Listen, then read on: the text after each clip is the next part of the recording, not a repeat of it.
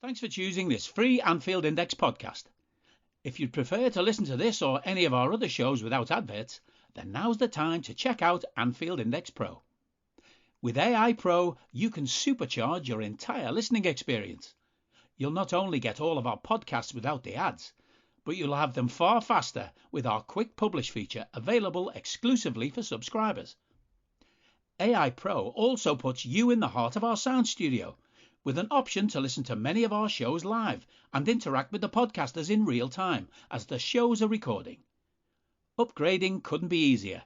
AI Pro is available on all popular podcast platforms, and we have our own apps for Apple and Android. Just head on over to AnfieldIndexPro.com and get started today. Hello and welcome to your World Cup Daily. I'm Dave Hendrick, joined as always by Mr. Karl Matchett. How are you, sir? Magical and sparkling. How are you? I'm tremendous, but it's been a while. Today is an off day in the World Cup. We have no games to look back on. We have no games today to look forward to.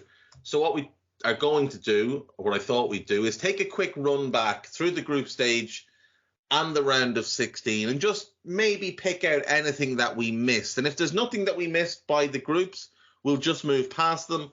And then there's a couple of players that I wanted to run past you that I've looked at and thought they could be somebody Liverpool could have interest in. And if there's anybody that stood out to you, you can throw them at me as well. So let's start with Group A, where the Netherlands topped the group ahead of Senegal, Ecuador, and Qatar. Was there anything in that group that we didn't cover at the time or that you've thought about since that you think we should hit now? Yes, just one thing really, and that's the number 10 for the Netherlands. For a nation who have habitually tried to play 4-3-3, whenever possible, there have been variations along the way, 3-4-3 at different times and so on. But basically their national identity from the fans and so on is a 4-3-3. That's what they've wanted to play, and it's what Van Gaal has had to sort of rail against and try to point out that they have the strength and depth to play three at the back and so on and so forth, which is all fine. But the difference that they have to a lot of club teams, let's say, and even most of the national teams, I think, who play back three, is that they don't go for the 3-4-3 variation themselves. It is quite a clear 3-4-1-2 as such. So the number 10 started off the tournament as Cody Gakpo, and then he was moved forward, obviously, and it's been David Klaassen for the second and third games, I think he started in the group stage. But I don't think that he's been at his most effective. So I was wondering to see who in that squad you think should play that role. So as you know, I'm not a fan of Davy Klaassen and have never been a fan of Davy Klaassen, but I do think there's a little bit of value in having him in that role because he does have decent instincts when it comes to getting himself into the box. And when you look at the other options, I mean, Bergwijn, no. Gakpo, no. Doesn't have enough in terms of creativity and passing. Memphis could do it, but they're more effective when he plays as the 9. At the other midfield options, I mean, you could use Xavi Simons there, but he's only got one cap and he's a very young, inexperienced player. The one who would have had that role had the world been a fairer place is Gini Wijnaldum. And I think he would have been really good. And the other one that they didn't bring, who I think could have played well in that role, is Arnaut Danjuma. But of the current squad, unless you want to try Noah Lang there and hope that his dribbling and creativity could spark something, Klaassen might be the best fit because the rest of the midfielders they brought, Berghuis, De Roon, Koopmeiners, Frankie de Jong, and Kenneth Taylor, they'd all be better in a 2. A guy has just popped in the chat. The perfect one was Donny, but unfortunately he made a very poor career move, and his career has taken one of the worst nosedives I can remember. Yeah, I think Donny van der Beek would have been perfect for the role. I think it would have been Wijnaldum's, but also Ryan Gravenberch probably should have been in the running for that role. Yeah. Obviously, he's not put himself in the squad because, again, career choices and moves and transfers and all that kind of thing, and it's not really panned out yet. So, how much is he regretting that move to Bayern? Well, I mean, obviously that's a long-term move, but this was a short-term, very, very big thing, and I think it was a questionable move, let's say, at the time anyway. But longer term, obviously, it can be a benefit for him. But still, that is three very, very high-quality players for that one role, and for none of them to be there, none of them to be available for him, is a disappointment. I think is a slight downer on the squad as a whole, because I think all of them have more quality than at least a couple of players who are in this group.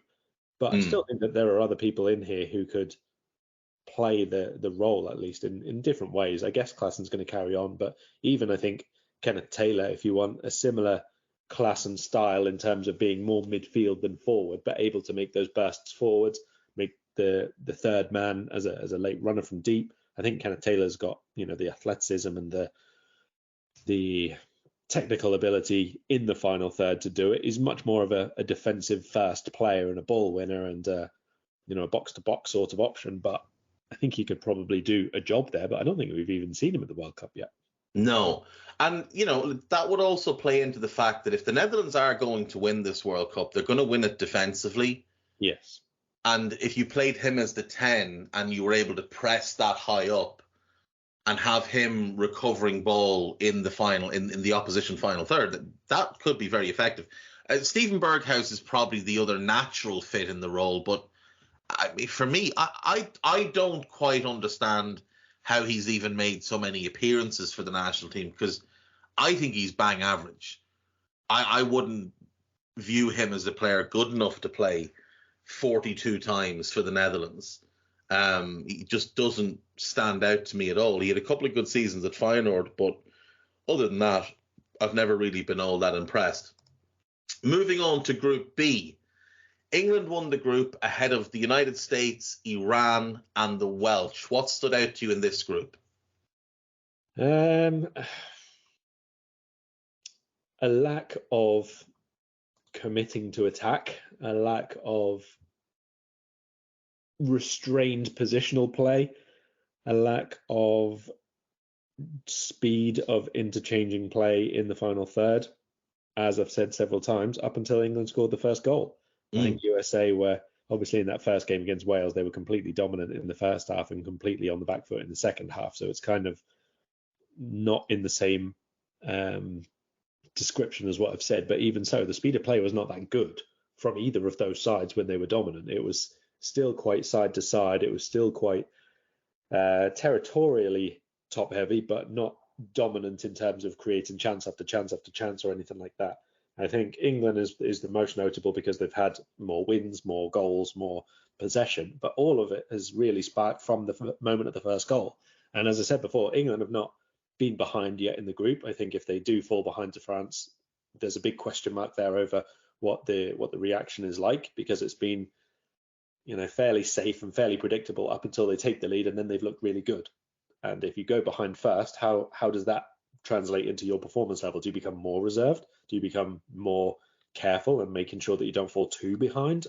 There's a bit of a question mark there, I think. I think so as well. And it is funny. I was thinking about this England team yesterday, and up until that first goal against Iran, they were poor.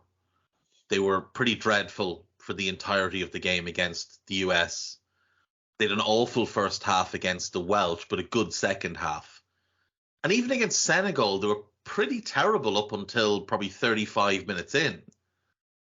Is that a concern going into a game against France, who could start very, very quickly, where you're not getting going until half an hour into a game?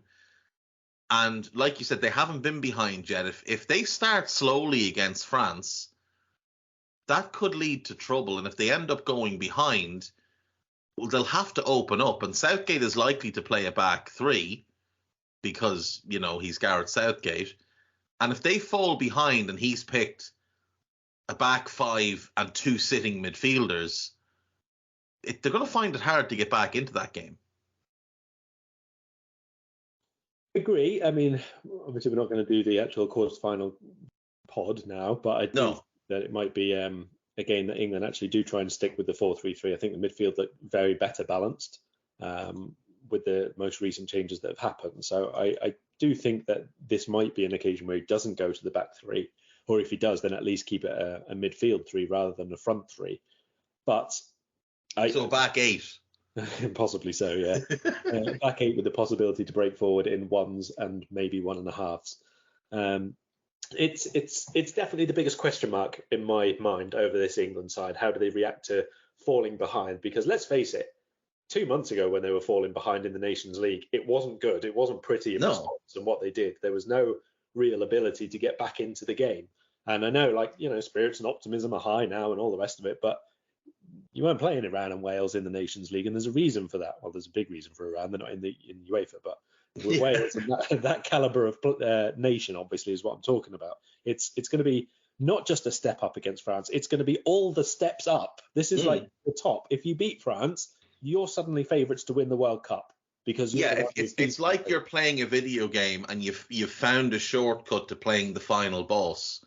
Before getting to the end of the game. So, it is a big step up, and it's something they have to sort out. They have to sort out starting better, and they can't afford to just lose half an hour against France. They just can't afford to do it. And we'll see what happens if and when they go behind. Because, like you said, the results when they go behind, under Southgate in general, aren't all that pretty. Moving on to Group C, Argentina topped the group, Poland second, Mexico third, and Saudi Arabia finished bottom. What was the moment, the thing we missed? What stood out about this group? Why can't Robert Lewandowski take penalties properly anymore? What is this new thing he's doing? I don't know, but I don't like it. And I don't know why he continues to do it, because his penalty taking record was not just very good, it was phenomenal. Like high 80s % in terms of scoring. That's really, really good. And then all of a sudden, on high volume as well. Yeah. And now all of a sudden he's changed, and I'm not having it. I'm sorry. Just take them properly. You're one of the best finishers in the world. Just do it properly. Yeah, I don't know if he saw a video of Bruno and Jorginho and thought, I'll have a bit of that. But it's just, no, I don't like it at all. No, just yes, don't do that anymore. But I am glad for him that he did manage to get a couple of World Cup goals. I did find it funny that when he scored his goal in the game against against France, that he almost ran to celebrate it and then realised that they were 4-0 down, and the goal made it 4-1 and had no bearing on the game. But yeah, stop that, Robert. Do the normal penalty, just put it in the inside of the side netting. Group D, France topped the group, Australia second, Tunisia third, Denmark fourth. What stood out? Australia's unbelievable resilience and spirit and willingness to commit to a match which only had one goal in it, whatever happened afterwards. I really liked the tactic, which wasn't on show as much against Denmark as I thought it would be, but I really like this idea, this real fixed game plan that they had in the first 2 matches of attack first and ask defensive questions later. Just really commit to going all out, try to give yourself something to protect, and then see what happens thereafter. And ultimately, that's what got them through, even though it didn't happen from the start against Denmark.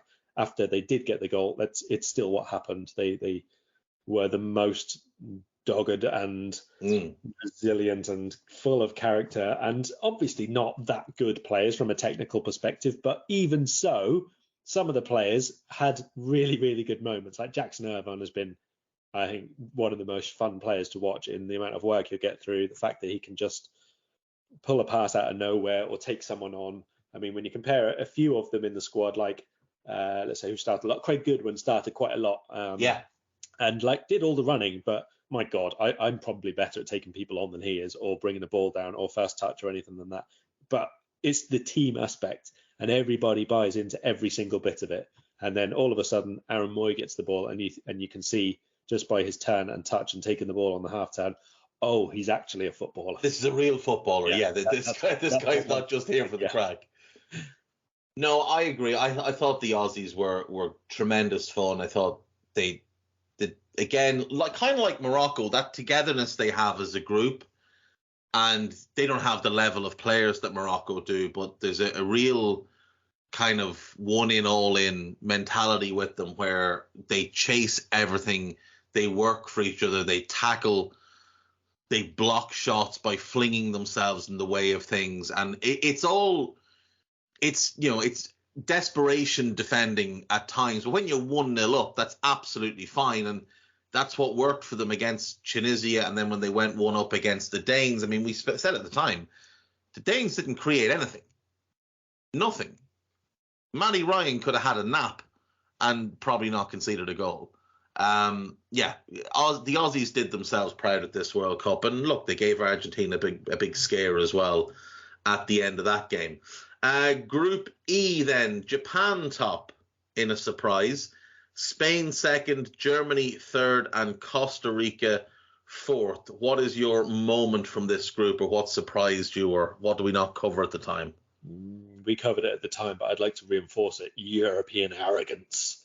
No, not really arrogance, but it's the fact that so many of these, let's say, bigger footballing nations still turn up to the World Cup and assume that because they have mass quality in their ranks, they'll find a way. And it's not enough. It's not enough anymore. It really, really isn't. And that was why I was very, very insistent from the off. At least one of them wasn't going through. It very nearly turned out to be both of them not going through. I just cannot fathom how still at this stage you can get teams like Germany, like Spain, not having figured out how to put their attack together, or other parts of the team, let's say. Like Spain, we've talked about it, but centre-back is quite the abomination at the moment. It really, really is. And Germany, for all the magnificent players that they have in that attack, that the fact that they've still not figured out how to put them together properly is such a red flag. I'm not surprised that they've gone out in the slightest. I'm not surprised that they failed to win the games that they did in the slightest. But I am astounded that they still thought that they would have enough to go through. Yeah, I mean, it was almost like they just overlooked. I think you were right when you said it first. I think it was arrogance. I really do think it was arrogance. I think they just looked at the fixtures and thought, yeah, that's fine. No problems there. The three things I'd like to highlight is, first of all, the Vargas goal for Costa Rica and those 3 minutes where it looked like Germany and Spain were going out. That was wonderful. Secondly, fuck you, Kai Havertz, for ruining that for us.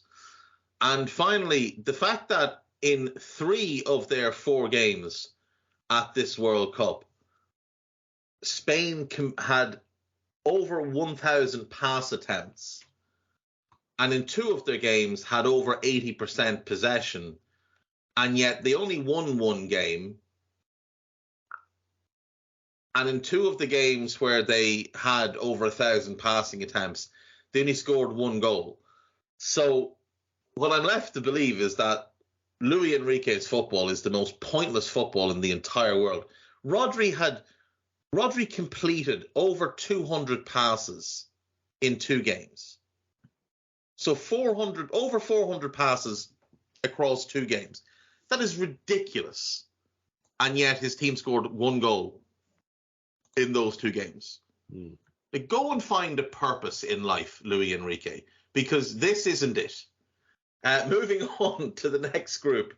Group F, Morocco top, Croatia second, Belgium third, Canada bottom. What have you got for me, Group F? How angry Belgium made me.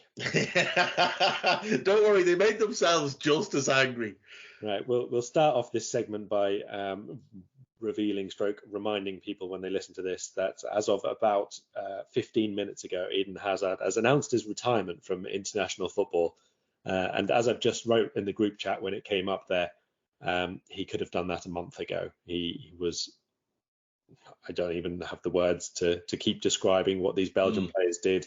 So do you know what I'm going to do? In fact, I'm going to run through that last team sheet that they put out. And the subs who came on, and just you can give me one word and I'll give you a word to describe what they were at this World Cup. Courtois. Respectable. Iffy. Thomas Meunier. Shit. Dismal. Toby Alderweireld. Old. Jan Vertonghen. Really old. Really old. Luca Castagna. Timothy Castagna. Not very good. Dismal. Axel Witsel. Old. Barge. I have never seen someone fail to turn around an entire circle without actually, like, almost having to navigate everybody sat in the front row of the stand. Do you remember, like, the tail end of Ronald Koeman's career? When he was like, it looked like he'd eaten Ronald Koeman, and he would run up to try and tackle a forward, or like step out to tackle a forward, the forward would spin him, and he had to keep going in the same direction and take a massive turning. He was like watching an oil tanker turn in the ocean. That's basically Axel Witsel now. He's never recovered from that torn Achilles. No, not at all. I mean, and this was like one of the most effective box-to-box players in Europe in his best days with Zenit, and that, like, he was sensational. It's quite sad, but not as sad as the fact that he's been left in the team at this stage. The second Morocco goal, was it the one Ziyech cut back and Aboukhlal smashed it into the roof of the net? That goal, Witsel, I think, lost the ball earlier in the build-up. Then they ran past him in midfield and like took him on, and he wasn't able to keep up. But then the ball was like, there was a chance, and then it went a little bit wide, and then Ziyech picked it up and cut it back. And Witsel still hasn't actually made it back into the 6-yard box by that point. And the guy who scores is one of the ones who's run past him. It was just, in a microcosm, that was like everything wrong with that Belgian side. No fight, no desire, no ability to run, nothing. It was so bad. If there is any kindness in the Belgian FA, they will retire Axel Witsel, whether he wants it or not. Yeah. It's nice to see Eden Hazard retire from international football, because he clearly retired from club football a couple of years ago. Keep going through this team, though. Leander Dendoncker. Mid. Pointless. Dries Mertens. Old.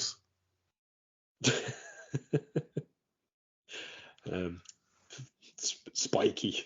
Yannick Carrasco. Went to China in his prime. He doesn't care about football. Disappointing, yeah. Kevin De Bruyne.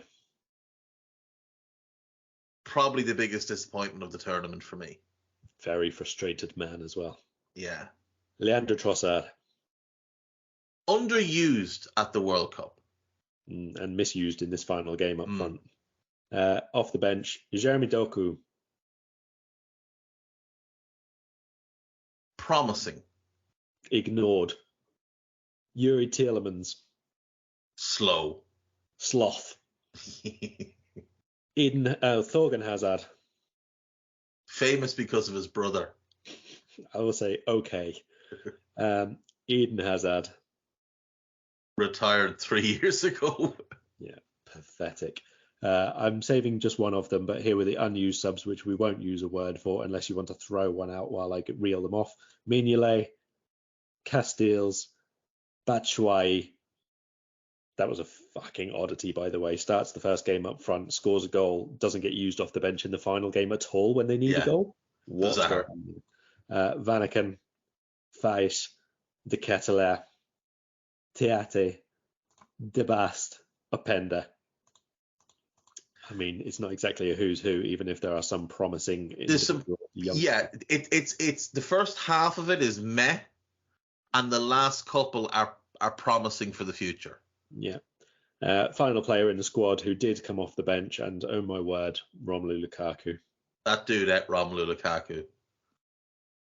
This was honestly embarrassing. That's the chunkiest he's been since probably about a month before he left Manchester United. I feel a little bit sorry for him having to be called upon when he obviously isn't. He's not fit. He's not fit at all. He hasn't played all year. But I don't feel sorry for him for the chances falling to him and him missing every single one of them. Like, not once did he look ready to receive one of those, let alone take it.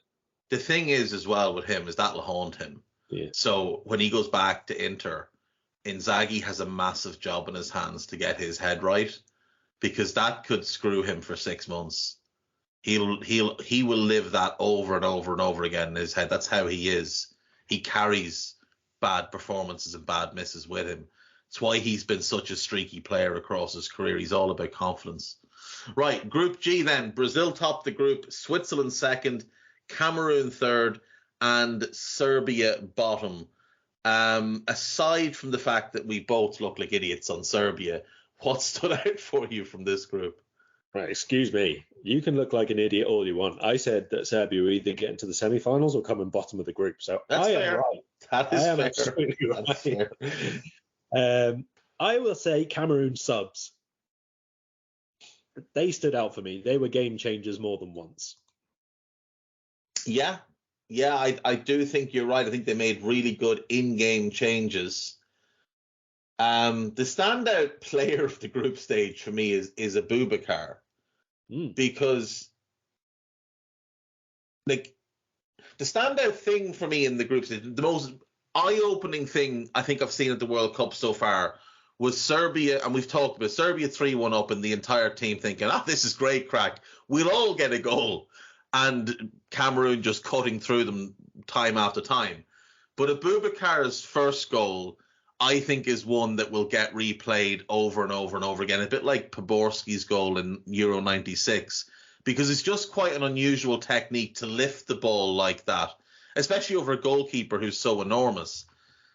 And then obviously he scores against Brazil as well. He knows they're going out, so it doesn't matter. He's been booked. He gets sent off for taking off his shirt. And the referee going over and apologizing to him and being like, I'm really sorry, but I have to send you off here. And he didn't care. He couldn't have given less of a shit that he'd been sent off because he just scored in the World Cup against Brazil. And despite the fact that I think he's a bit of a twat and he came out with some comments about Salah, he's had himself a proper World Cup where he's got two incredible moments that he's never, ever, ever going to forget, and they're going to be replayed over and over and over again. Cameroon beat Brazil. It doesn't matter the context. It doesn't matter that Brazil rotated everybody. Cameroon have beaten Brazil, and he had that lobbed goal against Serbia. Like he's the guy from the group stage. That's those kinds of things, those moments, and those like madnesses are what the World Cup is supposed to be about. Agreed. I mean, look, can you remember who knocked out Cameroon? Oh, you probably can because it was England in 1990, but that's irrelevant. Nobody in Cameroon cares. What they remember is that they beat Argentina in the opening game, because that's what it's about. Did a load of dances. Yeah. And that's it. Roger Miller's dancing. Don't remember the goals. I do remember that man wiggling his hips and having a good old time by corner flags. Like, you're right. That is what it's about. And those are the type of moments. And Abubakar has two in this World Cup that will live on for years and years and years. That goal will get replayed over and over again. And Cameroon beat Brazil. It's great. Moving on then, Group H. Portugal top, South Korea second, Uruguay third, and Ghana bottom. What stood out? I think for this group, it would probably be the wild unpredictability of the whole thing, because it was very difficult game to game to see who would win. I mean, now you look at it and Portugal finished top of the group and are in the quarterfinals after smashing Switzerland apart. But after game one, and even after game two, when they'd won the second game, you wouldn't really say that they were the best team, or that they were like comfortably better than the others, or that there was no chance South Korea were going to get anything from the last game. It was, I think, the tightest group by a distance. Ghana finishing bottom, but I think they quite easily could have gone through. You know, they only finished 1 point behind South Korea. This was a crazy group. I mean, it's that late goal for South Korea that sends them through. Otherwise, they're finishing bottom. Uruguay thought they were going through when they were 2-0 up against Ghana, and started to take players off to rest them for the knockout stages. It's just a bizarre group. I mean, the big thing that might come out of this group is Marcelo Bielsa might become the Uruguay manager, and we might get the ultimate chaos ball with Bielsa in charge and Darwin Núñez up front, with Fede Valverde just being used probably as a number 10 or something. it could be absolutely magnificent. But Uruguay I think Uruguay are actually the most disappointing team in this tournament, because the performances against South Korea and Portugal were so negative, and they didn't need to be. They had the talent to go toe-to-toe with Portugal, and they had far more talent than South Korea. And yet the manager, Diego Alonso, who has been lauded, and rightly so, for changing the mindset of, we're not as good as these, so we have to play this way. Through the qualifiers, he actually set his team up to go and attack a bit, and he turns up at the World Cup. He does the same crap they've been doing for years when he didn't need to do it. They're the biggest disappointment of the group for me, of the group stage. Yeah, I can't really argue with that. I think there were a number of very, very disappointing sides, but in terms of how they should have done and the players that they have right now and where they are, Uruguay and Serbia, definitely the ones for me. Right, moving on then to the round of 16. Netherlands beat USA, Argentina beat Australia, Croatia beat Japan on penalties, Brazil beat South Korea, England beat Senegal, France beat Poland, Morocco beat Spain on penalties, and Portugal wiped the floor with Switzerland. What was the standout moment or moments from this round of 16 for you? You obviously didn't do a couple of the pods during the week. So was there anything that stood out that you didn't get to talk about on one of the pods that you want to hit now? England's number 8s. Jude Bellingham and Jordan Henderson playing with the freedom of the world against Senegal once England went 1-0 up. I mean, you wanted to try and link this podcast in a little bit to Liverpool. Do we dare? Do we? Should we? do we mention he who should not be named? Should we excite the masses and get people overly optimistic? There's definitely, like,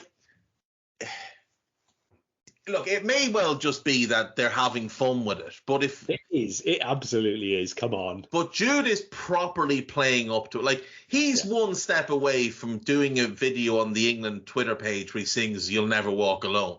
Yeah. Like, that's the only step left for him at this point. Like, I could fully imagine, like, they know they're being videoed in training, and he scores a goal and whips off his top to reveal like a Liverpool training top underneath or something like that he's nicked off Trent in the changing rooms or whatever. Something like that is on the cards, I reckon, the longer this tournament goes on. It's obviously playing along with it and joking up. There's clearly like a really good group dynamic there within the squad. I think that's absolutely fair to say. Like, we've seen a few of these squads that we've spoken about, like Morocco, for example, that we've spoken about, and the Australia guys. England, I think, is the same. They've had this really good group dynamic for a while now. I think that, as much as anything on the pitch, has helped them get through the tournaments over the last few years. And you can see it's in evidence again this time. But I think that this midfield, the way it's set up there against Senegal, worked a lot better than it did with Mason Mount in the side. I think there was a bit more off the ball protection in terms of having someone alongside Declan Rice when it was Henderson and Bellingham. And I don't know how you saw it or how you spoke about it after the game, but the first half hour when England were not that good, I think Jordan Henderson actually was England's best player. I think he was easily more controlled on the ball and much more willing to do the running off the ball, which needed to be done, than anybody else. Like, Saka later in the game I thought was great. Jude Bellingham from like 20 onwards was the best player on the park by a mile. Foden had a really good second half in that, but most of them were very, very quiet in that opening spell and didn't really do too much to help England out, whereas I thought Henderson did, actually.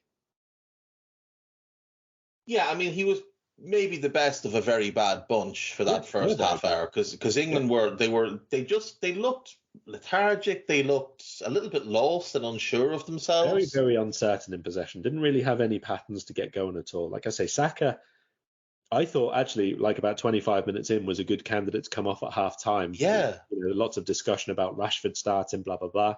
He got started after that first goal, like a lot of the players did. Like I've said several times now, once England score, they start playing really well. But before the goal went in, I thought Saka was very, very timid on the ball. I didn't think Foden really got into the game at all.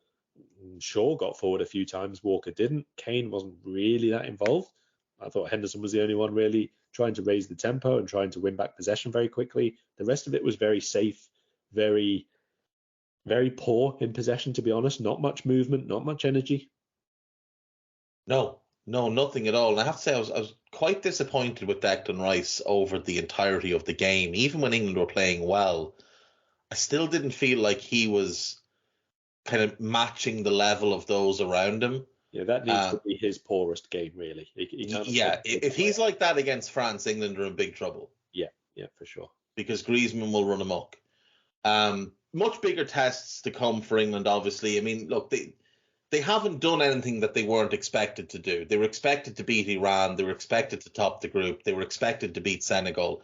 Yeah. They're yet to play a good team. Senegal are probably the best team they've played, and that's a Senegal team missing Sadio Mane and apparently Edouard Mendy as well, because I'm not sure who that fellow was that was in goal, but the Edouard Mendy that was in goal for Chelsea up until about a year ago saves at least 2 of those England goals. The first one, it's a decent hit by Henderson, but I still feel like he should have saved it. And Harry Kane just put the ball right through him. I think Mendy made himself smaller for the Kane goal, to be honest. He went to ground, but he went to ground like perpendicular to the ground. So he actually made his space that he was covering a lot smaller than if he just stood there. Mendy has not had a good tournament. No. Probably half the goals he's conceded have been savable, if not outright errors, to be honest.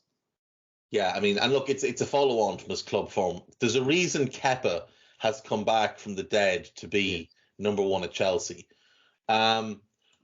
Right, so that is us caught up on the tournament. Now, let's take a little bit of a Liverpool view on this competition so far. So we've talked about Jude, and there's no real point in us going down the Jude rabbit hole, because if we are going to sign Jude, it's going to be in the summer. Realistically, there's very little chance Dortmund will sell him in January. PSG have recently publicly thrown their hat in the ring as well, so now we have to deal with them, as well as City, as well as Real.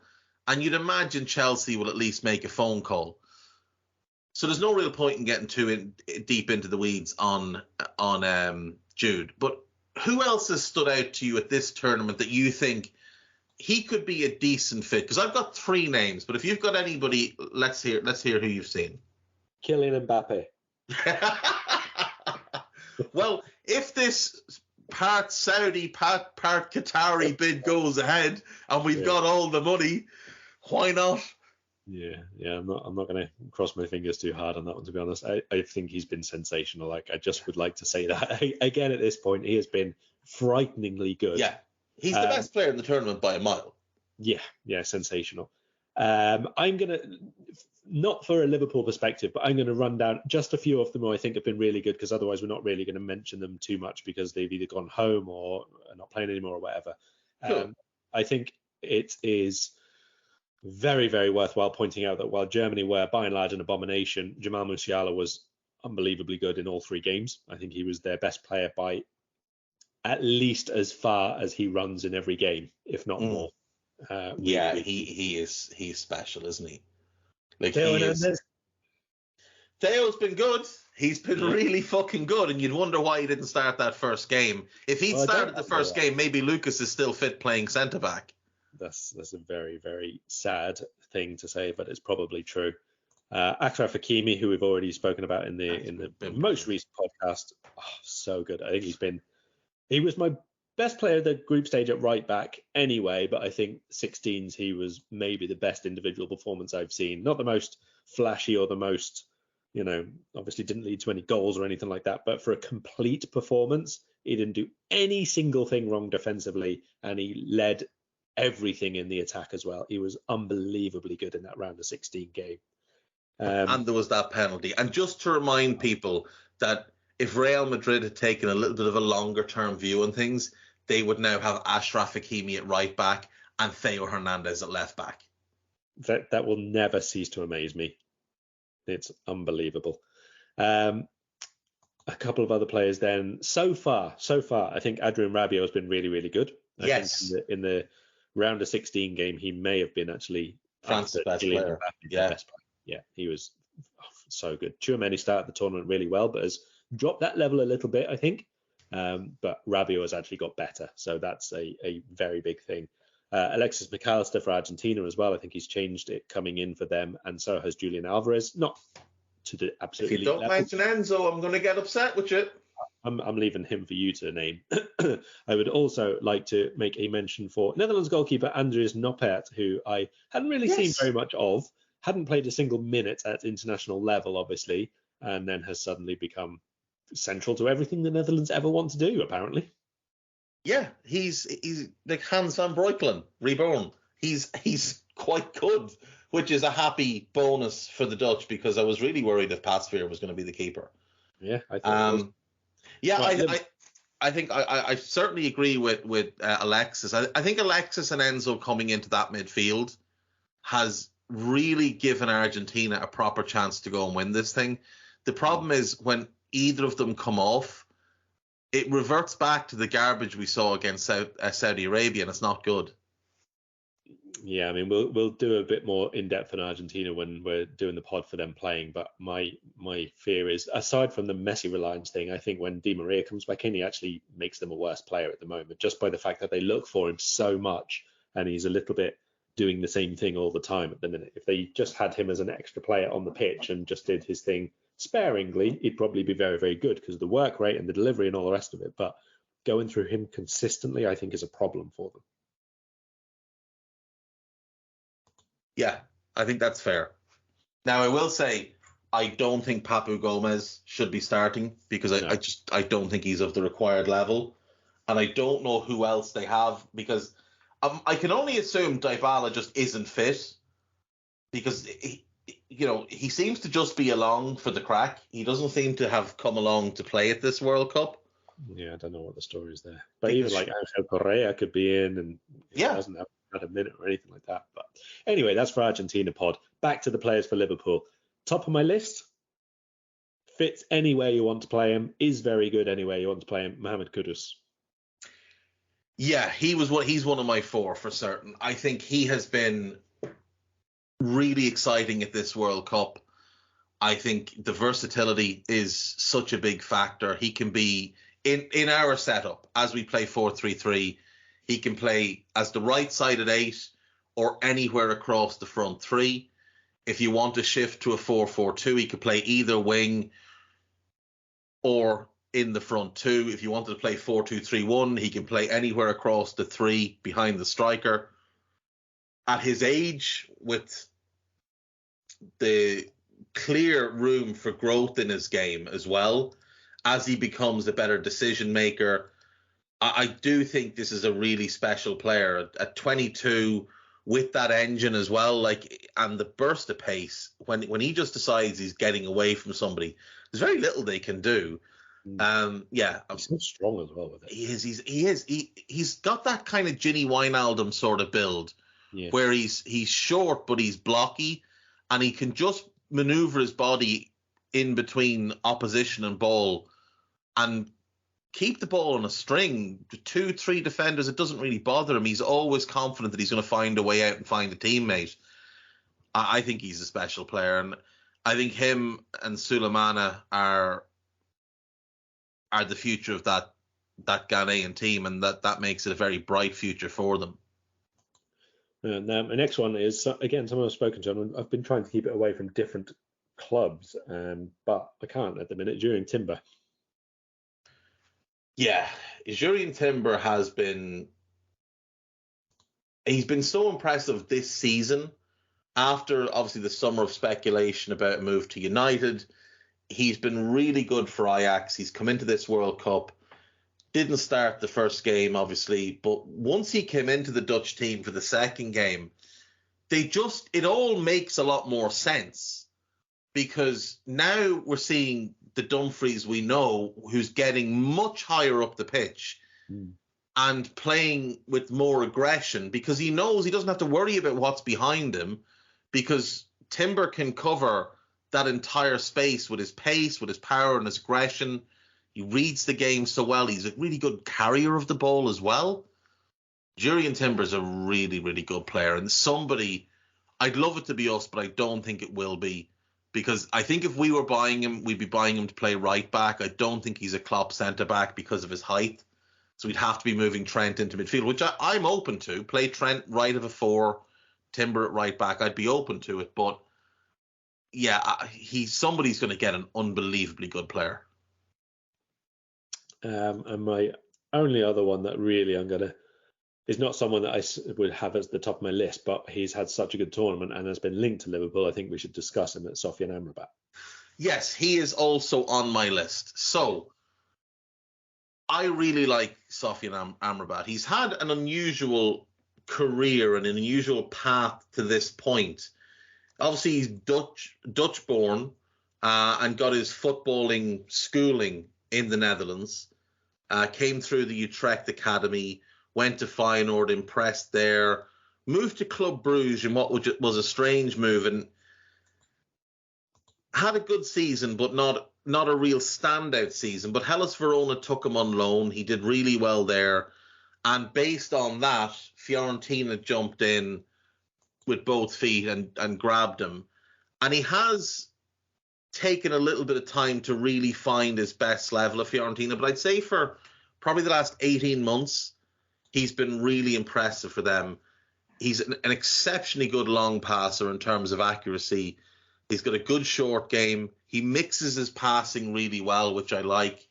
He's a bit like Moussa Dembele of the Fulham and Tottenham midfielder in how he can carry the ball and use his power and his upper body strength to just get by people that you don't expect him to get by. He retains possession really well. And then defensively, he's like perpetual motion. He never stops moving. He's always side to side, so he can put himself in the best possible position. I don't know that he's as good a defensive player as Fabinho at his best, but I think he's a little bit better on the ball than Fabinho. And I wouldn't be against him coming in as competition for Fab, where, they maybe he plays 35 games and Fab plays 25 in a season as Fabinho ages and maybe it might stop the Fabinho decline a little bit. Possibly. I mean, again, this is something we'll have to wait and see. We don't really know where Fabinho is going to be in terms of performance level and all the rest of it after the World Cup, because obviously he's not had a good start to the season. We know that, but we also know that if he gets back to his best, he's the best out there. But do you rely on that? Do you wait to see if it is the case? Do you have to just wait and see if he gets better bit by bit? What's going to be the story here? Amrabat, I think, is not of a technical level at the same as most of our midfielders. I think some of the time he can be a little bit loose with the easier passes, let's say. But I think part of that is because of the speed that he plays at defensively. He's always so super aggressive and super quick into the tackle and covering ground and really quick to go side to side to protect that defense, that when he gets possession, he still has to be moving at that same speed. And so then sometimes a little bit of the layoff or the pass, tries to do it with the outside of the boot or something like that, and it's a little bit not as accurate as you'd like it to be, basically. So I think that there are aspects of his game which can be improved there. I think the price tag which has been going around of about a 30 million euro release clause from Fiorentina is probably about right in market terms, maybe a little high, but that's based on the fact that obviously they don't want to lose him, so you have to pay a bit more anyway, I guess. So I think it's roughly right. I don't think it's as big of a bargain as getting Fabinho for 40, let's say. But there's obviously still capacity for him to improve there. I wonder how he would play if he was needed to be anything more than a destroyer. Like if Fabinho was not available for an extended period of games, for example, and we had to play him as the 6, but in games that we dominate and he doesn't have to firefight quite as much, do you get enough out of him in a progressive playing sense? These are still probably things that would be in my mind if he was to join, because you don't always necessarily see Fiorentina be utterly dominant in games either. He's not someone who's going to be sort of 40 yards like that on a regular basis. So maybe an addition to the squad that Liverpool have lacked, but if he suddenly has to be first choice, are we going to get enough out of him for the extra part of the game which we haven't seen so much of? Well, I think you just alter what you do ever so slightly, and you give the 2/8s a lot more freedom to get forward rather than just the right-sided one. You say to Thiago, right, you go and play higher up. And he's going to sit in front of the centre-backs. The full-backs can go, and he'll sit in front of Virgil and Ibu. And between the three of them, that's enough of a base in this game. So Thiago can commit more, or whoever it is playing the left-sided role. Probably will be Thiago. But yeah, I don't think he himself necessarily needs to be more progressive, though he does rank in the 97th percentile for progressive passes among midfielders in the top 5 leagues over the last 12 months, which is pretty good. Yeah. But I think his defensive ability and his ability to cover ground, I think that enables more from other players. I think it gives players more freedoms. This is a guy who, again, ranks in the 96th percentile for passes into the final third. Pretty good on crosses into the penalty area. Could up passes into the penalty area. He's in about the 70th percentile there. But in terms of pass completion, I mean, of his short passes, he's completing 91.1%, which is a little bit low, but it is down to what you were saying. There are just times where he's a little bit too sped up and he tries to do something a little bit clever and it's a bad decision. But you look at his medium range, he's completing 94.2%. Of his long passes, he's at 86%, which is right in the 99th percentile. And he's doing it a lot. He's nearly 11 long passes per game, about 31 medium passes per game, and about 22 short passes per game. So he is mixing things up quite well. I do think there's a real player there. I like. It's hard to judge when he's playing for Fiorentina because there are some bad players in that Fiorentina team, and obviously, yeah, and obviously with Morocco, they're set up to be defensive. I mean, you can visually pick him up and put him into Atletico Madrid's team, and say, I know he's going to excel under Simeone. It's a little bit more to lift him and put him in the Liverpool team, obviously, because we play a very different way. But I do think he could fit in very, very well, and I think he'd give us a bit more dynamism in midfield and a bit more aggression. Do you have anyone else? No, you work away. Okay, I've got two then, because you've named two of mine in Kudus and in Amrabat. So the other two that have really stood out to me that I'd be very interested in us going and having a look at. Josko Gvardiol. Now, again, like Timber, he's a little bit shorter than what Jurgen normally likes in a centre-back. And obviously, as a left-footed centre-back, that is Virgil's position as the left-sided centre-back. But I think this kid is really special. Like, really, really, really special. And I think, I've said this to you before, and I've come up with a solution to your caution towards buying him and saying, right, you're the backup to Virgil and you're also the backup to Andy Robertson, and maybe you're going to take Robertson's position in the next couple of years.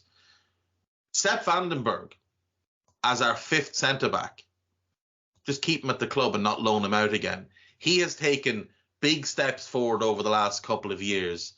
He's somebody that the coaching staff at the club are meant to be very, very high on. And if we had, just for example, Trent and Ramsey, Ibu and Matip, Virgil and Vandenberg, Robbo and Gvardiol, but with the knowledge that Gvardiol is also kind of the backup to Virgil ahead of Vandenberg. That, to me, if we could sell Gomez and Costas and get him in without spending a whole lot of money, I think that's a move worth making, because I do think he's, I'm not going to use the phrase generational because it gets chucked about far too often, but I do think he's really special. So I'm gonna start this by giving you something to get annoyed about, right?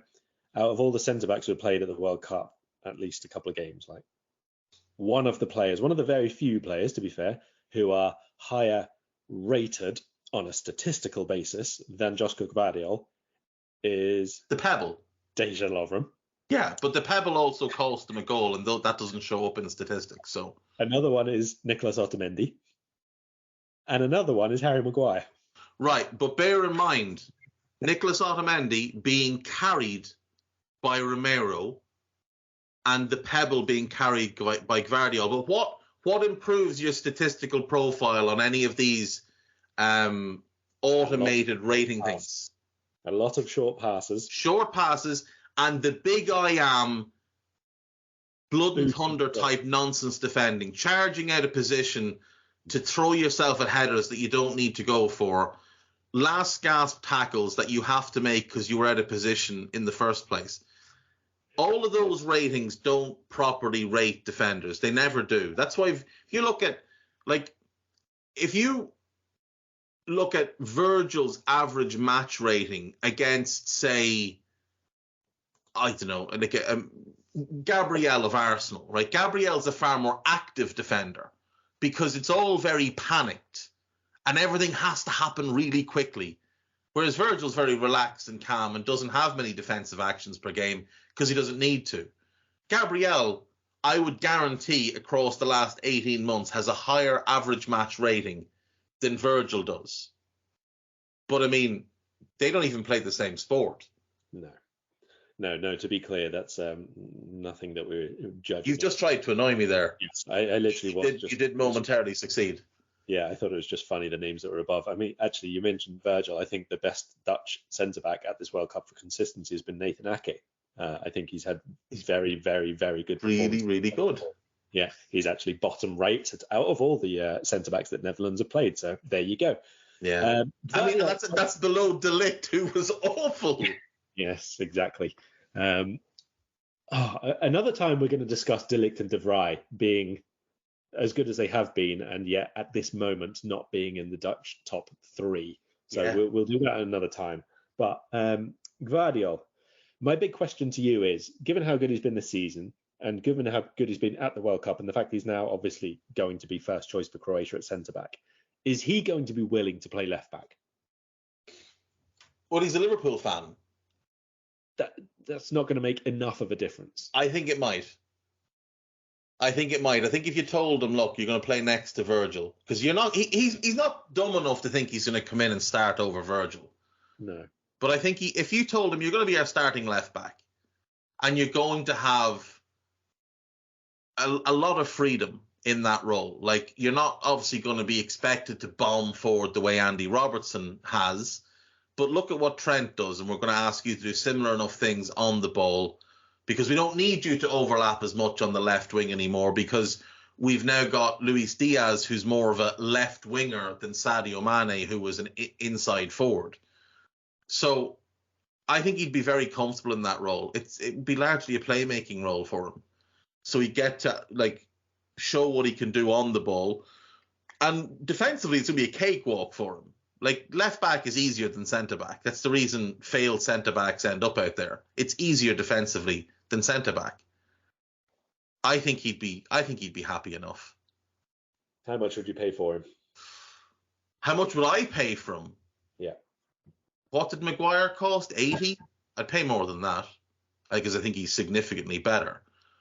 But given if I'm going to play him as a left back, I probably wouldn't actually, because fullbacks you don't pay as much for fullbacks. I don't know, 60, 65, which I think you'd get close to if you sold Joe and Costas. I think Joe still brings 35 from the right English club, maybe a little bit more. Costas probably brings 20, a little bit more with add-ons. Because even though you don't pay as much for left backs aren't, there's not an excess of good left backs in Europe, and we just happen to have 2 of them. Well, I still hold some doubts over whether he would move to a team to play left back more regularly, but maybe for a year or 2, and maybe even you would give him some runs at centre back on the right hand side anyway. I don't think we at this point want to even consider moving Virgil left to right to accommodate somebody else, but you probably could try it out in a game or in a preseason or whatever and see how they merge. But even Gvardiol on that side, and basically tell him, you're going to learn all the defensive ways by playing all the ways around Virgil, and then alongside him at times, maybe even both sides or whatever. Maybe that's something he can. Yeah, and look, we can just Jurgen can bite the bullet and play a back three at times, because sometimes a back three is called for. Yes. My last one then, and I've got a piece, I think it's coming out today on AnfieldIndex.com, and it's about Sophie and Amrabat and about this guy and how they could potentially be bargainous January transfers, given Jude is not likely to be available until the summer, and given the same goes for Enzo, who's probably the Jude alternative, just given the price, not a similar player, but we're not going to buy 200 million-ish kind of midfielders, so it's one or t'other. And obviously Caicedo's been talked to death, so there's no real point in getting into that. So the other one I've got is Yunus Musa, who I just think he gives me real Ginny Wijnaldum vibes. Like, off the ball, I think he profiles really well as a Ginny type of defensive eight. He's a really good ball carrier. His passing is quite rudimentary and quite limited, but so was Ginny's playing in that role for us. He doesn't jump off the page statistically, but neither did Ginny. But in the way he tracks runners, in the way he's always well positioned, blocks off passing lanes, has really good instincts, really good timing in his challenges. At 20 years of age, I think he's got huge room for growth. And he's also a homegrown player because he spent 7 years at Arsenal. I like Yunus Musa quite a lot. I like his diligence of play. I think is maybe my favorite thing about him. He's very, very deliberate in everything that he does. Like you say, the tracking runners is always switched on, always aware to the danger. He's not a reactive player at all. He's always very, in terms of his positioning, in terms of what he thinks is going to be happen next, is really, really proactive about his off the ball stuff. I sometimes am left wanting more from him on the ball. I'll be honest with you. Sometimes I want maybe the little extra, because he's so good at taking people on just with like a shift of direction. He's not like, I wouldn't say outrageously skillful with the ball at his feet or anything like that, but his change of direction is really good. His strength is impressive. His ability to manipulate the ball and turn different directions and open his body up properly to the pass that he wants to make is really, really good. And sometimes I want him to be a bit more forceful with that. And I'm never really sure whether that's his reluctance to do it and he wants to make sure it's doing the simple things right, or because the fact he plays for one United States, which is a very, very muddled and middling sort of team at the moment, and the fact that he plays for Valencia, which is that times 16,000. Yes. They're never really sure if they're good or not, or what they're doing, and if they want to attack, or if they want to really commit, or if they just need to hold what they've got, or if they just want to try and not lose 17-0 that day. So it's a very, very conflicting pair of teams that he plays for at the minute. And I would like to see him in a better team for sure. But I feel like if I see him in a better team, I want to see more from him as well. Like a lot more adventurism and bravery in his game, a lot more willingness and intent to impact in the final third. I think he's got all the tools to be all the things that he wants to be, and is maybe a lot older of a player than his actual years are right now, and his actual gameplay on the pitches. But maybe he's been held back by the fact he plays for two car crashes, basically. Yeah, I mean, he's been at Valencia now this is his third season in the first team. He's on his fourth manager, I think. And they're a dumpster fire of a club, so there's no calmness around the place. It's not a place for development. If we look at the other young players that have come through in the last few years, Ferran Torres couldn't wait to get out the door. Lee Kang-in made such a big fuss of getting out the door that they just gave him away for free. So they're just not a particularly good club for players to develop at. And obviously, Greg Berhalter is not exactly a football manager. Exactly. The guy's a clown. So I did have some complaints, by the way, about your suggestion that the US give Greg Berhalter 2 more years. They're like, does he really not like us? Does he really not like us that much? I think I wonder if Jurgen wants to get back to the type of midfield that won him a Premier League and a Champions League. Henderson, Fabinho, Gini. And if we take it that he has just got eyes locked solely on Jude as one of the midfielders to come in, it's obvious that Jude is going to play the right-sided role in that midfield, the Henderson role, the one with more freedom to go and attack, which means the other two have to be more, I think, more defensive-minded. Because when we were great, and I mean really, really great, we won Champions League and Premier League based on the fact that we were unbelievable defensively. And a big part of that was the Fabinho-Gini double pivot. Henderson would bomb forward and go and do his thing, and the other two boys would sit in. And I think Musa in that Gini Wijnaldum more reserved role, while it could be frustrating, and I do get what you're saying, I would like to see more from him on the ball as well. But I do think in what we might ask him to do, I think he could be a really good fit. Now, look, it's a little bit of a conversion, not as drastic a conversion as what Gini went through, going from being a 10/winger to playing that role. But I think if you put Musa, let's say Musa and Caicedo as the 6 and left-sided 8, I think that's a really good pair, a really young pair as well. Caicedo's just turned 21, Musa's just turned 20.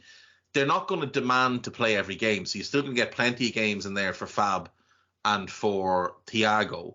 You could play either of them with Fab and Thiago to rest Jude. But a Jude Bellingham, age 19, Moises Caicedo, age 21, Yunus Musa, age 20 midfield, in terms of their profiles, how good they are already, the potential in all of them, the pace, the power that you'll actually get from them, the dynamism you'll get from them. I think the balance of that midfield could give Jurgen everything he wants. Because remember, the midfield Jurgen played isn't the midfield Jurgen bought. The midfield Jurgen bought was Ox, Fab, and Naby. And then he had Gini as sort of would have been the fourth midfielder, you'd imagine, kind of first man up, and Henderson as well, obviously. Like, Musa might even just be your fourth midfielder. He doesn't necessarily have to be a long-term starter, but he could be a massively important squad player.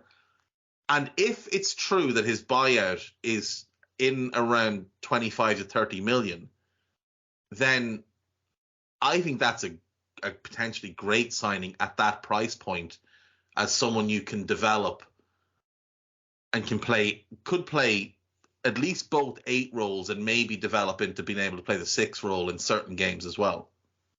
Yeah, that price point I think is an attractive option for sure. I think if there's a midfielder who you can develop who is already good enough to play, even if not Champions League starting caliber, let's say Champions League group stage option off the bench caliber, for anywhere around the 20 to 30, that's a player you want to seriously consider.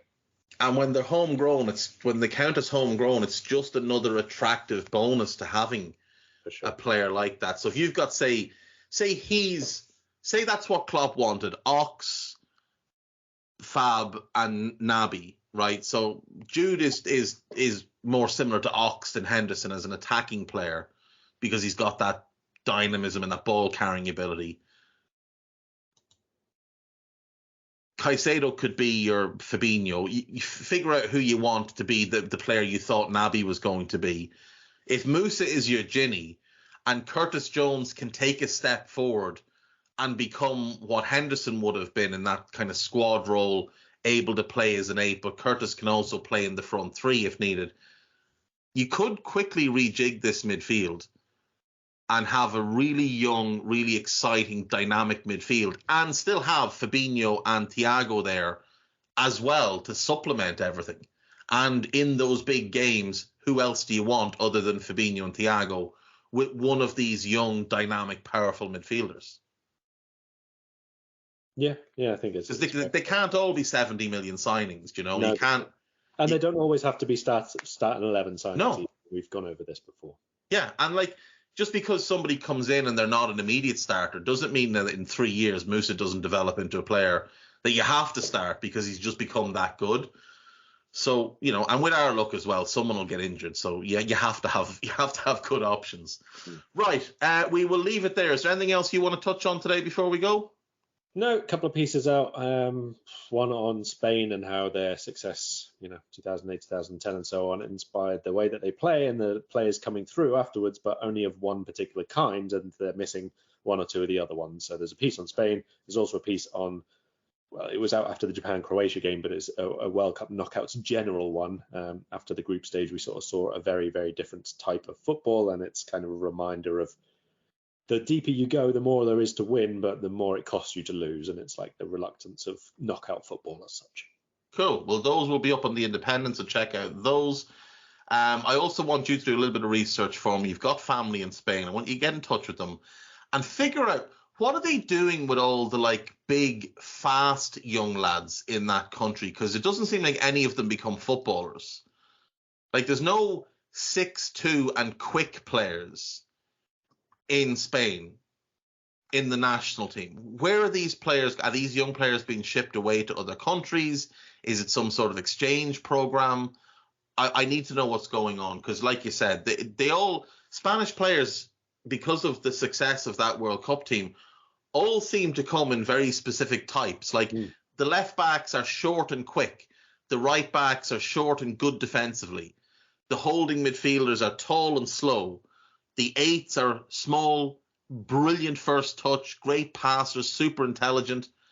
And there's no actual strikers anymore. Fernando Torres was the last of a breed. I need to know what's going on. I actually have the answer for you if you want it. Fire ahead. You know when you go to Spain on holiday and like it's all about like, the water parks and the theme parks and all that kind of stuff that people go to. Right? And whenever you go there, in other countries, like, if you go to America or Disneyland Paris or something like that, they have these like rulers at the side of the ride, and they say, unless you're above this line in height, you're not allowed to go on this ride. Well, in Spain, it's the opposite, right? It's unless like, you're below this line. Yeah, they have the ruler, and it says unless you are shorter than this, you're not allowed in this water park at all. And so, like, if it looks like this baby is just going to be taller than that line, they just don't bother with them. They just, leave them or ship them away or. If they are taller, they make them run the 100 meters, and if they can do it in less than 15 seconds, you're too quick. Fuck off. Exactly that. What a strange place. Yeah, Luis Enrique, take your pointless football and go. It is time for change. There could be some big international managerial openings after this World Cup. Spain, maybe Portugal. The Germany one still looks undecided. Wouldn't be a huge surprise if Roberto Mancini walked away from the Italian job. The American job might become available. So, the England job might become available. I think the French job is probably going to Zidane. Brazil might make a change. It's going to be quite a thing to watch. Right. We will be back tomorrow to discuss the first two quarterfinals. We'll see you then. Bye-bye.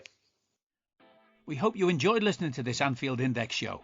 Please be sure to subscribe to our channel so future podcasts find their way to your device automatically. There's nothing quite like fan engagement, and we'd love to know what you think of anything discussed on this show. The best way to get in touch is over on our free Discord community, where both podcasters and listeners debate the hottest LFC topics 24/7. Sign up free now at AnfieldIndex.com/Discord. You won't regret it. You can also follow us on Twitter at Anfield Index and find us on Facebook by searching for Anfield Index. Oh, and before you go, we'd love it if you could leave us a 5-star review on your favourite podcast app. It only takes a couple of seconds, and it means the world to the people who create these free shows.